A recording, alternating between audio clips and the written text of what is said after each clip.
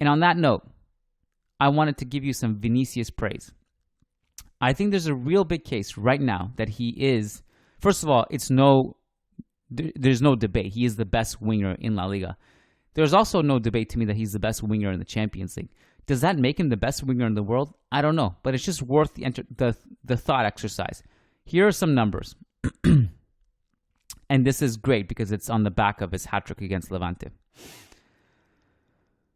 Second in the league in progressive passes received.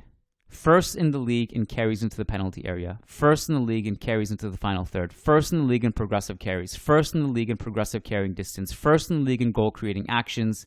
Second in the league in goal-creating actions per 90. First in the league in players dribble past. First in the league in nutmegs. That's just a fun little statistic. First in the league in shot-creating actions per 90. First in the league in shot-creating actions. Third in the league in passes into the penalty area. Third in the league in key passes. Fifth in the league in XG. And obviously, in so many... I just kind of can go on. Second in the league in goals. Like, what the hell? Second in the league in goals and assists. We all know who number one is. Just an incredible season. And the numbers back it up. The eye test backs it up. Maybe he went through a little bit of a dip. But considering this is still far from the peak of his powers, we got a player on our hands, man. And I'm really excited about his future. So I just wanted to throw that in there.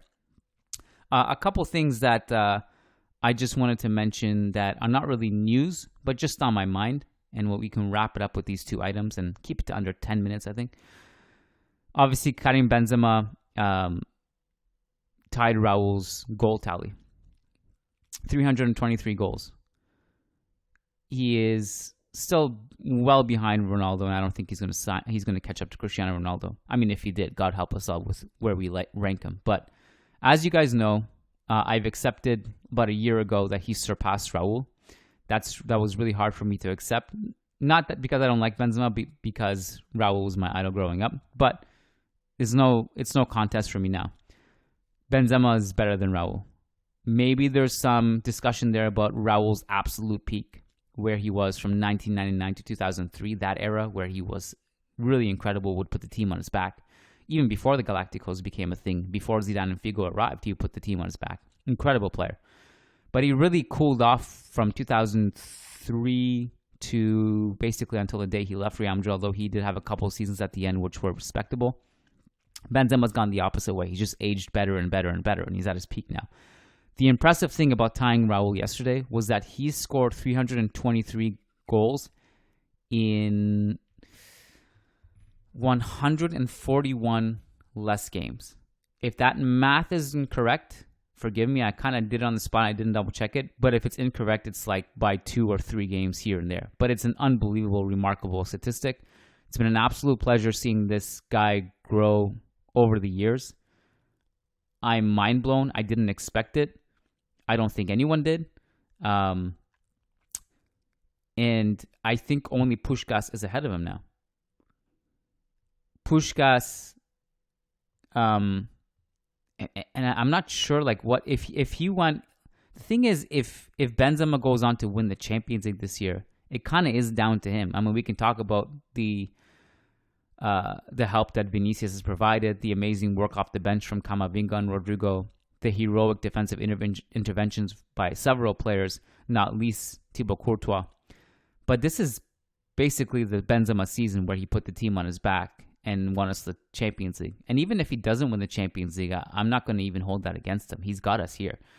But if he does somehow win the Champions League, and it's not, obviously we're in the final now, so anything could happen. I think we really got to evaluate where we put him. I'm not sure how I'd have to think about it a little bit for sure. But if you look at his goal-scoring ratio, he's at 0.54 for his career.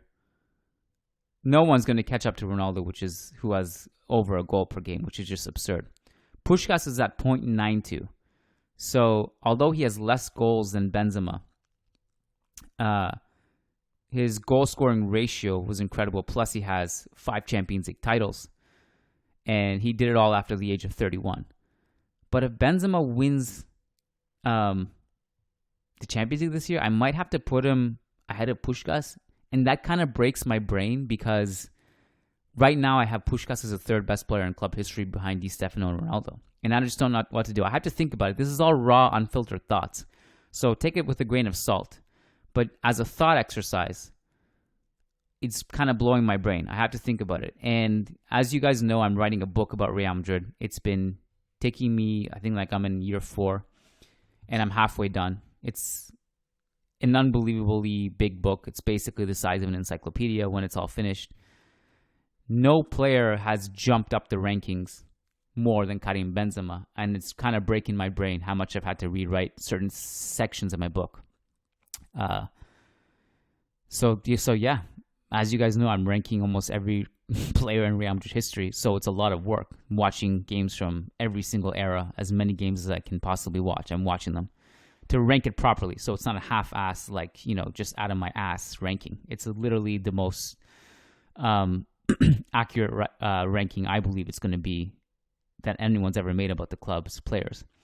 And it's breaking my brain how much Benzema has shot up the rankings in the last 3 years. So if he wins the Champions League, I really have to think about where I'm going to put him. Last one.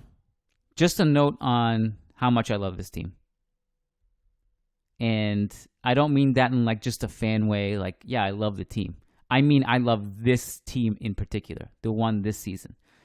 There was a video that Real Madrid, I think, posted, or somebody posted, I saw it, of Carlo Ancelotti inviting Eder Militao to sit beside him as the assistant coach, and they were all laughing and having a good time. This team has been so unified to the point where I think it might be the most unified team that I've ever seen. So I've been watching Real Madrid since 1998. I've seen a lot of drama come and go. I would say like there are definitely been seasons where it was incredibly unified. Probably like 16, 17 maybe, the Decima year, and some years in between. Zidane obviously did such a good job. But this one, from like top to bottom, it's almost like stainless. The only thing that's really kind of maybe dragging a little bit of it down is Gareth Bale, but he's not even involved. And even Eden Hazard, who has failed, is a good guy. Like, he's not causing problems. Everybody likes him. And the players who aren't playing, they're not causing problems. Marcelo's the first guy who's supporting everybody. Like, there was this whole thing in the fan base of, Rodrigo versus Vinicius. By the way, if you want, I don't know if you guys are aware of this, but there's a dark place in Twitter where there's like Rodrigo versus Vinicius debates. You have to go, it's like the dark web basically, but it exists. Between those two players, there's nothing but love. And you can kind of see it in that slow-mo, beautiful cinematic experience of, I think it was, I saw Bleacher Report post the video. I don't know if they created it or whatever, but the video on the scenes of Vinicius going over to Rodrigo after Rodrigo saved us in the Champions League after the City game, kissing his forehead, hugging him, embracing him. They're both like crying in each other's arms. There's something special about this team. I can't put my finger on it exactly, other than that, it's just beautiful. It's a really, really lovable team. And that's how I'm going to end this episode, just by saying I love this team. So you can agree or disagree with me about anything I say, but I'm going to sign off by saying I love this team, and hopefully you can relate to that one. All right. So tomorrow night, the Mumbai podcast will be probably uploaded for free. Sunday night, we're going to upload the Cadiz game for free. And then I guess we have more content over on patreon.com/managingmadrid. Keep it locked on the website as well, managingmadrid.com. We got a lot of features coming out. I'll have a new column up in the next few days. It's been about a month or so since I've written something. But I've just been focusing on other deadlines and doing a lot of video and audio content. But I'll get something written up pretty soon. And until next time, keep it safe. Have a great weekend, and Hala Mari.